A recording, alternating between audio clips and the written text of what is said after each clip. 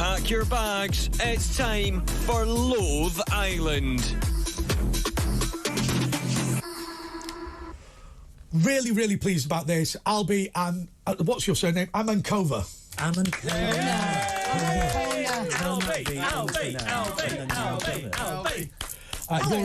You're a Conservative commentator. Correct. Good to see you. So look, loads of people don't know you. What's your background? What's my background? So I grew up in London. I've been involved with the Conservative Party. Not that much background, right? Well, how much background do you want? You asked the question, ignore André. him and All just I did was say where I was from. Ignore him. Everyone else does. What's your background? Guilty. Acquitted. So, Albie, as you were saying, ignore him. So what's my background? I'm a Conservative commentator from London, been involved with Tory politics now, probably since around Brexit. That's what got me excited about politics. Okay. And I've been commentating for about a year and a half now. Fantastic. And actually one of the new coterie of people who are actually good. There's so many awful contributors out there. We don't use them. I can't believe I just said that. Because one of them will be on next week. Get Albie in. We're not having that one. Get rid of it. Exactly who does he mean? You'll be banned from the green room again. So I wasn't banned. I'm just not allowed to say anything. I think it's important. But what do you do in a green room if you don't say anything? What you do in a green room is you amuse other guests with your comedy. Or offend them. Sometimes. Yeah. Okay, so what I've been told is we've only got 10 minutes and you've got to get through 5 people. Who's your first nominee for somebody you would not spend time on a desert island with? So my first nominee for someone I would not want to spend any time at all on a desert island with would be India Willoughby.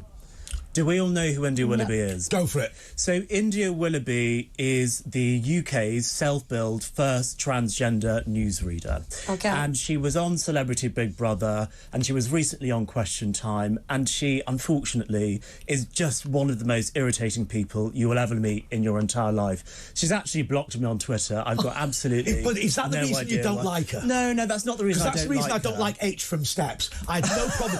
I thought he was the most inoffensive human alive. Right, and then he just went and blocked everyone. I think I'm actually blocked by H from Sets, but I don't understand why. Right, I'll tell you what we're going to do. We're going to tweet Danielle. We're going to tweet Danielle with loads of stuff that is going to get you automatically blocked by H. Don't you dare. Danielle, I agree with you completely. No, let's not. But look, can I ask you this about this India Willoughby? She's one of those people who I've deliberately avoided knowing anything about because she's just famous for being famous, isn't she? She is famous for, doing something quite significant, being the UK's first transgender newsreader. That is no small feat. Yeah. But it's just the way that she goes about things when she's having that very toxic debate at the moment, which is obviously this whole culture war over self-ID. Yeah. She tends to just not be able to see the other person's point of view. She's very strident in her views, doesn't really give anything. And basically anyone that disagrees with her... Well, anyone that disagrees with her, she basically just calls a transphobe. So I think if we were on the island together, she'd just be saying everything was transphobic. Yeah. The sea's transphobic, the sun's transphobic, the sound's transphobic. Gets a bit boring. Like it. Yeah. So that's my first one. I mean, at least you'd have a diversity department if she was there, because every organisation now needs somebody who's a diversity advisor. Being paid like 150 grand. I'll tell you what you do. You go, listen, you just sit over there, gob off about it, and we're perfectly happy. We've ticked that box. Who's your next person? So my next person is the Labour MP, I believe, for Coventry South. She's a young lady called Zara Sultana. She's actually a similar age to me, but again, she's just one of these virtue-signalling lefties that doesn't have anything good to say about anything. Well, my taxi driver, my Uber driver yesterday would very much disagree with you. They like Zara Sultana. No, stop. They like... Sorry, I refuse to accept that you got in a taxi yesterday and had a conversation about Zara Sultana's views. I absolutely could not make it up. I've never heard of Zara Sultana in my life. If you told me, I would have said it wasn't a real person. Right? Why did she come up? What did she get famous for? There was something she did, and then I remember. Hang on. Talk us through how you got into the Zara Sultana conversation in a taxi. You got in your head. What's your view on Zara Sultana? I was in a taxi. The cab driver was listening to Talk Sport, not Talk TV. Part of the family. But still a fantastic station and a brilliant place if you don't want to watch Match of the Day. And he was listening to Talk Sport and he asked me what I did. I said, well, actually, it's funny you should say that because you've got Talk Sport on your radio. I'll work for Talk TV. And he said, oh, I know TalkTV, yeah. And then he said, so you must do a lot of talking about politics, which is where Zara came And you said, no, I don't. I was like, no, I tried to avoid that bit. I talk about the entertainment stuff. Keep it light, keep it fun. But he seriously, and he said, so what do you think of that Zara Sultana then? Because I really like her. These are his exact words. Gosh, I've coming never back from heard anyone Manchester say that Piccadilly before. train Do you know station. something? I genuinely trust you, Danielle. But if anybody else had said to me, I was in a taxi in Manchester, and the bloke said, can you tell me your views on Zara Sultana? You wouldn't believe him, but you know me, and you know it's the truth. I'll speak my truth. I got into a taxi. I got into a taxi the other day. I'm not joking. Do you know what the bloke said to me? Go on. He said, nice to see you. Please, can you not Bluetooth any more documentaries on Salahuddin on the way home? And I went, why were you doing that? I went, have we met before? He went, yes. An hour and a half I had to listen to that. and I thought to myself, there can be very few people who've been banned from an Uber for playing documentaries on Salahuddin. So what's your Uber rating like? Must be quite low. It is quite low. Oh, I don't know what my Uber rating is. I don't even know how to find out. Yours will be high because people are like you. Well, right, by the way, we're in trouble now for just wasting your time on these Sorry. So let's move on from Zara Sultana, who I love her name anyway, so go on. Okay, so who's next? So the person who is next would be Greta Thunberg. And the reason I find Greta Thunberg so annoying is because I think every time you wanted to do something like, I don't know, kill a pig so you could eat it, start a fire so you could stay warm, perhaps fish out some fish from the sea so you can cook something to eat. What part of London are you from? Chiswick. No, but hang on a second. I don't kill a pig if I'm hungry. But if you're on a desert island. Oh, I see what you mean. Yeah, it's called Loathe Island. You just dumped him on a desert island. I was going to say desert island. I was going to say you're from Ilford, aren't you? Well, anyway, so I think she'd be quite annoying on a desert island because you just couldn't do those basic things that you need to do to live without someone saying, oh, this is bad for the environment. I like that point. How dare you? How dare you? You have ruined my desert island. Oh, come on, just jump in the sea, love. We've had enough of you. Precisely. We've had enough of you. I think if she was hungry or cold enough, you'd get your pig and your fire. I think you might, but I think she might be more the kind of person that would want you to eat, desiccated coconut or something like that. I like desiccated coconut. But not too for much. Every meal, you'd have to have a pig at some point. It can have a laxative effect. You'd have to, wouldn't you? I'll tell you what I would love. I would love, Danielle, to see you wrestle a wild boar on inhabited island and then attempt to produce a pork curry with some desiccated coconut. You'd be surprised. I'm good at wrestling. You'd be surprised. I'm afraid you're not good at wrestling a feral pig. No. That is not. Anyway, okay, I'll let you what's your next nominee? So my next nominee is Donald Trump, and the main reason move on. No, I'm gonna say he's a billionaire. I reckon he doesn't even wipe his own bottom, so he'd be completely useless on a desert island. You need people that are going to be in there that are actually of use to you.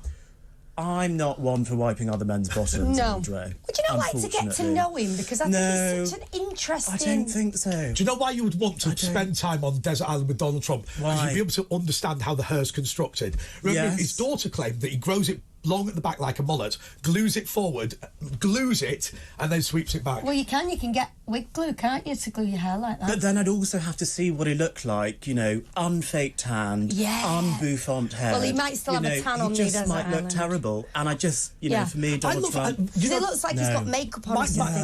My favourite story about Donald Trump actually is completely random, but obviously, as you know, Melania is from Slovenia. Yes. Right? And she speaks to Baron Trump in Slovene.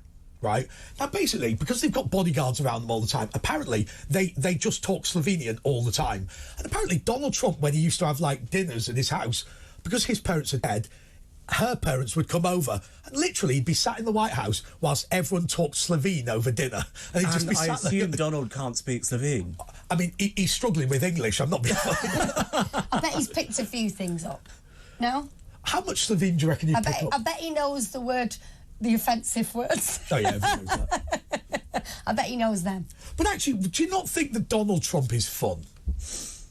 No, I find him extremely irritating. Do you? But do you think he's a bad person or irritating? Because this, a lot of people actually think he's evil. No, I don't think that he's evil, but I think irritating is enough not to be on a desert island with someone for the rest of your life, because you don't want irritating people. That's fair. You want nice people, you want interesting people, you want useful people, and unfortunately, I don't think Donald. If you had to be on a desert island with either me or Danielle, I think there's an obvious answer to this. Why would you do... That's like asking you... That's a really... No, I'm sorry. Favourite child? Can it not just be both of you? If I were you, I would say Danielle. Oh, come on, that's obvious, right? Everyone knows that. Oh, everyone knows that. The truth is, he would eat you if you got hungry. And I would wrestle Lord that of the pig. Rings style. So on that basis, it would have to be Danielle. I think if I was picking between the two of you. So I would eat you and you'd wrestle a pig. I mean, that's an interesting thought. Well, welcome to Talk TV on a Saturday night. They've brought us in for this evening especially, and we're talking about wrestling pigs and cannibalism. So we're down to your last person now, Down to my last person. And so the last person I would hate to be stuck on a desert island with, I'm sure he wouldn't like to be stuck on a desert island with me either, is Calvin Robinson, unfortunately, because he uses the word woke too much, which really irritates me, because I think it's a really unambiguous, nondescript... No, don't, because that wasn't on the list, and he's a presenter at a rival station. So, yes. Why don't you describe him without mentioning his other job? So, I'll describe him without mentioning his other job. He has a big afro, much bigger than mine, and he uses the word... Great afro. He's got a great afro. I used to have an afro like it when I was younger, but I've actually cut it off since I got older.